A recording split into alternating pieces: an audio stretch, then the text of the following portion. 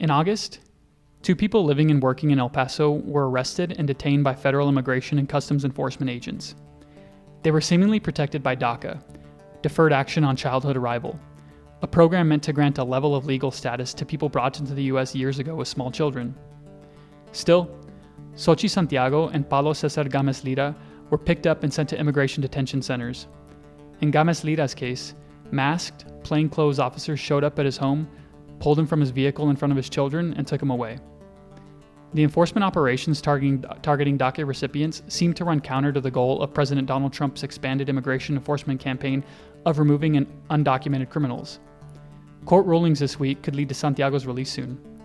What comes next for Gámez Lira is less clear, and some question whether the administration will continue targeting DACA recipients for removal going forward. So, we'll welcome El Paso Matters editor and reporter Cindy Ramirez to the podcast to talk through these 2 cases and what they could tell us about the administration's strategy around immigration enforcement going forward. Before I talk to Cindy, though, I want to mention that this El Paso Matters podcast episode is sponsored by Tani, Acosta, and Chaparro, truck crash and injury attorneys. Their team of local, seasoned trial attorneys are ready to help if you've been injured in a crash.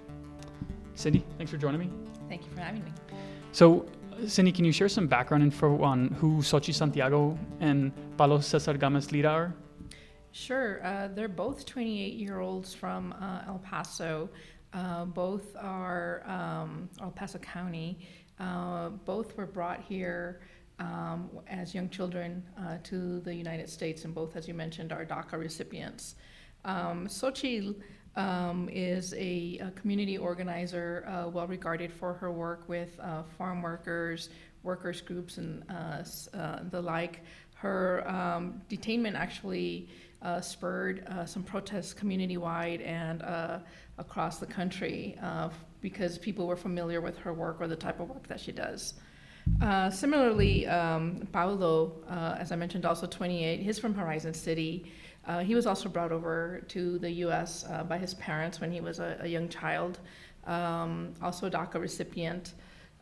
He is married and has 2 children with his current wife, one of whom is a baby of just a couple of months old, who also has some serious illnesses. And he was actually on his way to take the baby to a doctor's appointment when he was detained. I should also mention that Xochitl is also married. And so they were targeted for deportation to countries that they don't necessarily know, right? I mean, they've lived here for most of their lives. Right, and I think that that's part of the big question is that you never know where you're going to be deported to. I don't know that there was, they had deportation orders in process, but those do not yet list where they might be deported to. But basically they've grown up here their entire lives, and the U.S. is the country they know, essentially. Exactly. They grew up here, mostly in El Paso, and have gone to school here, have had families here, friends, work colleagues. Paulo is a forklift operator, but he's also had a couple of other different jobs, and so they're part of our community. Yeah, and I wonder if you can talk through, we'll get to their court cases in a minute, but can you talk through the circumstances of their arrests? And I think, I mentioned in the intro when you wrote about how, plainclothes officers sort of showed up at Gámez Lira's house and kind of boxed him in. Curious if you can talk a little bit more about his arrest and as well as Xochitl's. Right, so Paulo was detained on August 13th. There was several unmarked cars that drove up and blocked his exit from his own driveway in his Horizon City home. As you mentioned, there was a group of about 7 men, all in plain clothes, many of them masked, some of them armed, and they dragged him out of his car. There was a video shared with Channel 26 KINT that shows some of that from the family's cameras, and you could see the agents or the people, we don't know exactly who they were, pulling him out of the car, the children in the back crying, the children's grandmother coming out and asking to be able to take the children away from that scene. So that was pretty traumatic for them. And Sochi was arrested at the airport, is that right? That's correct. Her detention was on August 3rd. She was on her way to board a plane to go to a conference in Dallas, and Customs and Border Protection officers, they were in uniform, approached her and were asking about her papers, essentially. She did tell them that she was DACA. They took her to a room outside of public view, so we don't know, or I don't know exactly what happened there. But in both of these cases, nobody had an arrest warrant for them. Yeah. And so I guess, can you share what we know about their cases this week, or that we learned some new updates, I guess, about what might happen to them? Yeah, some developments, certainly. So this week, an immigration judge in Sochi's case basically terminated her deportation procedures. So basically ordering her to be released. As of this morning, she had not been released. So I don't know when she might be released. Attorneys worry that it may not happen anytime soon, but it could. They're supposed to anyway, is what her attorneys are arguing. Why the uncertainty? Because there does have to be some paperwork completed and a process done in order to release her, but what that is and how long it'll take and why it's not happening sooner, we really don't know. Yeah, and Paulo is maybe a little bit more uncertainty around his case, or around his release, there's a lot of uncertainty. So in both cases, the other thing that happened was that there was a federal judge, and I should say that the federal judge is different from the immigration judge. The immigration judges work for the Justice Department. The federal judges are independent.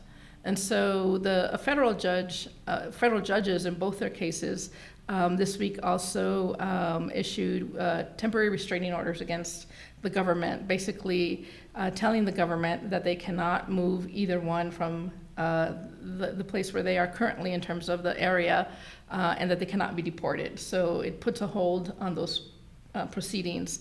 For Paulo, he's at the Otero County Processing Center in Chaparral, New Mexico. So the order asked that he not be taken out of that area of or the state of New Mexico, so that he's not transferred to another detention center and that he's able to get his case heard in federal court. Xochitl is in detention here in El Paso at the detention center on Montana near Hawkins, not the new one at Fort Bliss, but the one on Hawkins, and so, or near Hawkins. The federal judge has ordered that she not be taken out of the West Texas jurisdiction. Yeah, and you had a line in your story that basically halted the removal of Paulo from New Mexico, right? Or Correct. That because he couldn't fight the case, is that fair to say? So he's just kind of correct stuck for the moment? Correct. He's stuck in New Mexico. So he could be within that area if he were to be released. But what that does is that it prohibits him from being transferred to any other detention center.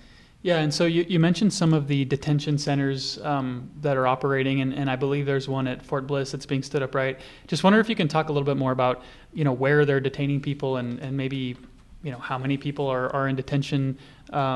Just generally, what's the situation like for people who are sent to these detention facilities? Well, I will say that for both the detention center in El Paso on Montana, the one near Hawkins, that one as well as the Otero one have both been criticized by human rights groups for violating human rights in the way that they detain people longer than needed, and the way that they are not given access to the attorneys in a fast form, and other things and other violations that they've cited. With the new one going up at Fort Bliss, there's concerns that there'll be similar issues there. And right now, nationwide, there's about 61,000 people in immigration detention. Wow. So it's a pretty large network of detention facilities and so forth. One thing too, you mentioned in your story, I should have asked this earlier, but the number of DACA recipients is pretty large, right? I mean, there were tens of thousands of DACA recipients in Texas, is that right? There is, and a lot of them, so DACA went into effect in 2012, so those numbers have increased since then. The government under Trump is no longer taking new applicants. And so I wonder, I mean, has there been any sort of response or, justification or explanation from whether it's ICE or Department of Homeland Security about, sort of why these people who are, have families and are married and so forth, kind of living lives here, why they're being targeted for deportation? Well, so DACA is supposed to offer a certain amount of protection from deportation, but the DHA's Assistant Secretary has told various media outlets over the last couple of weeks, since there's been more arrests of these DACA recipients, that DACA does not automatically protect them from deportation, and so it goes against the policy that was approved in 2012. There is a group of Democratic lawmakers that are asking for clarification for that. Yeah, and so it's kind of going against the kind of tentative norm that's been in place for 13 years or so. Correct. Or 12 years, I guess. And then I guess last thing, I mean, do you think this could be something we continue to see, right, where DACA recipients specifically are targeted for removal by ICE and by the administration generally? I think definitely that's the fear and the concern of several human rights groups, as well as a lot of the attorneys that are already representing some of these DACA recipients, not just here in El Paso, but throughout the country, that have been arrested the last couple of weeks. Yeah, and I guess I'll just end here. I wonder, what do you make of covering some of this stuff, kind of seeing some of the families, I guess, the effect it takes, I guess, and just generally, I wonder, what you think of it personally and as a journalist who's been covering this for quite some time. It's always challenging and difficult and emotional to talk to the families that are involved in this, to the people that it's happening to, when you view them as people instead of statistics and numbers. I mean, I think we mentioned, the 61,000 that are in detention, but when you're able to sit with them or their families and talk to them on a one-on-one level, hear their kids crying in the background, or their spouses and parents, how emotional they are over it, you kind of